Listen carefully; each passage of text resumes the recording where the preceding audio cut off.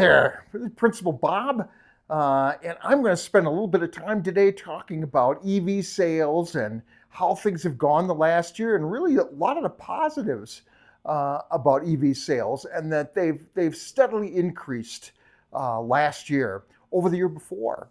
And I'm really happy about that because I think EVs are so good in so many ways. One's from a personal driving experience, and the other is from a world experience of where the future's going with EVs.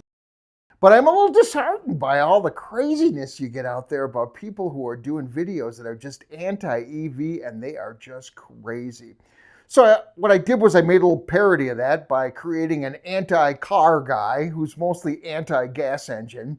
Then after that little fun activity is over, we're going to spend a few minutes talking about EV sales and what the world really looked like last year in the EV world, and a little bit about where it's going in the future. So stay tuned.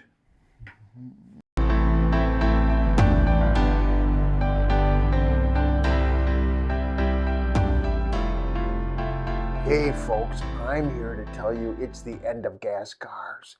Gas cars are simply awful. Get rid of your car today. Don't buy a gas car. Why? Because that gas car has over 2,000 moving parts in the motor alone. At any time, anything can go wrong with it. 2,000 parts. That's just a pile of havoc in your engine compartment. That's all it is. And if the oil drains out, well, your cylinder is going to just freeze to the side and weld itself into the cylinder head. And that's the end of your gas car. And then transmissions, well, don't even get me started. Transmission fluid goes out, end of your transmission. Oil leaks out the bottom of the car, end of your engine. There's so many things that can go wrong. Even a simple 12-volt battery. You know, I was at the Costco last week, and sure enough, there's the AAA vehicles circling around, starting up people whose batteries failed. Happens all the time, leaves you stranded. And speaking of stranded, let's talk about snowstorms. You ever been to Buffalo or Wisconsin during a snowstorm? You'll see gas cars strewn all over the roads, out on the side, and if those people don't get rescued, they run out of gas, and then they freeze to death. Dangerous. They're nothing but dangerous. And we haven't even gotten to the worst part of a gas car, and that's gasoline itself. That stuff is flammable. If you get a fire started in your car and that gasoline starts on fire, well, we've all watched television. Boom! It's gone. Or worse yet, it just burns the car in minutes and you got nothing but a pile of charcoal left on the side of the road, and that's the end of your gas car. Hey, the only solution is go back to the Amish. The Amish have horse and buggies. Hey, you can have a horse for 20 years, no problem. Maybe a hoof will go bad, but just take it back to the barn and bring out the new horse and hook it up to the buggy, and you're on your way to Sunday services. That's what you need. Amish know what they're doing.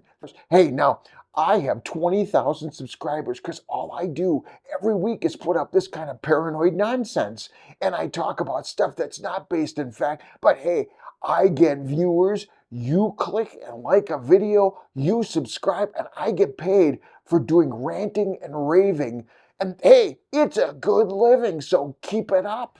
So, folks, of course, what I just said is utter nonsense, that people are not giving up on their gas cars, and gas cars are going to be here for a long time. Uh, like the analogy of the horse, we got more horses now than we had in the late 1800s. People aren't riding them every day to go to work, but we still have horses. I mentioned already, we have a website called Charge Drive. It's an anti-EV website. They have 28,000 subscribers. They make a good chunk of change. And all they do every 2 to 3 days is put out a video that says the EV market is dying. Ford is not going to make EVs. You know, enough is enough. You know, some CEO saying, I'm flashing a few of those headlines up to you. Well, it's all nonsense. That's just not true. And once again, people make money on YouTube. People make money in the news business by getting subscribers or getting ratings from Nielsen.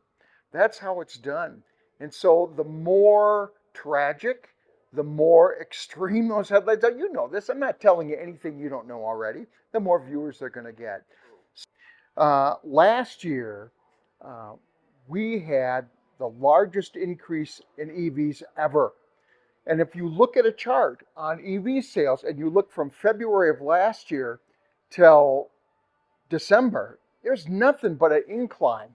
It's just going up. You know, I know we had some issues with cold weather in Chicago. And I know that some of the infrastructure, particularly in large cities, uh, isn't up to par. I readily admit that. But a lot of infrastructure in a lot of cities isn't up to par. And you know, if I were in Chicago and I were going to sell to someone who lives in downtown Chicago, I would ask them, can you charge every day at a level 2 charger at your house or apartment? Can you do that?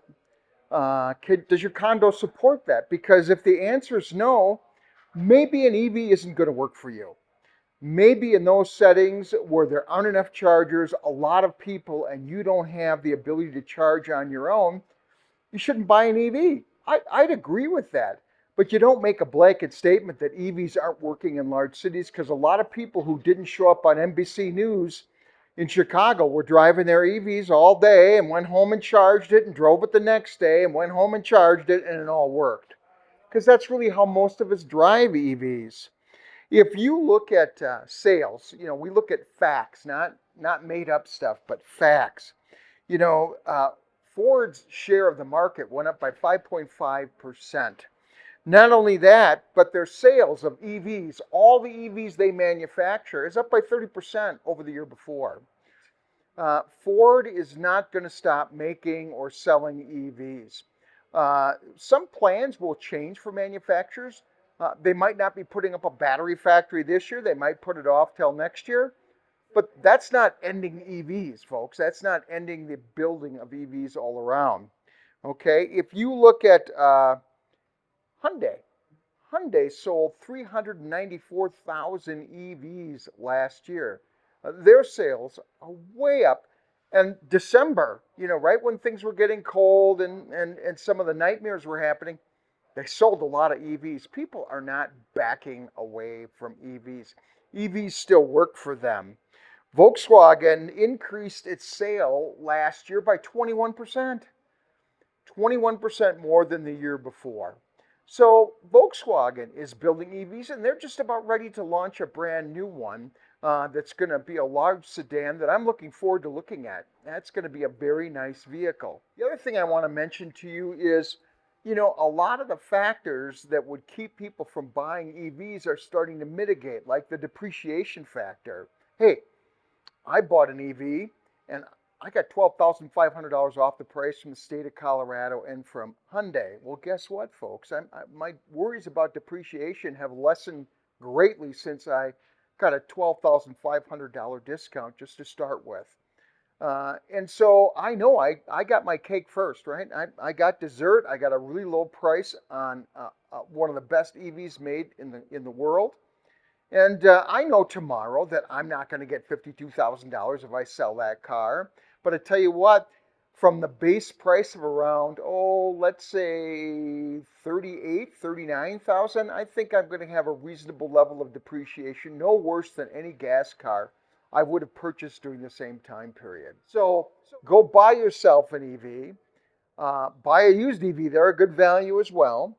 Get yourself 100 miles of range for $2.30. That's it. That's what I pay in Fort Collins. And you know, I still believe, folks, 10 years from now, the number of EVs on the road will just do nothing but increase over time, unless there's a technological revolution that comes that makes something else more sustainable. And you know, I don't see that happening anytime soon. So once again, hey, this is Bob Flaherty, the Electric Principal. Thanks for watching my channel. If you enjoyed this video, give it a thumbs up and please subscribe to my channel. I've got over 3,000 viewers now. Thanks to all of you who have subscribed, and we'll see you in the next video.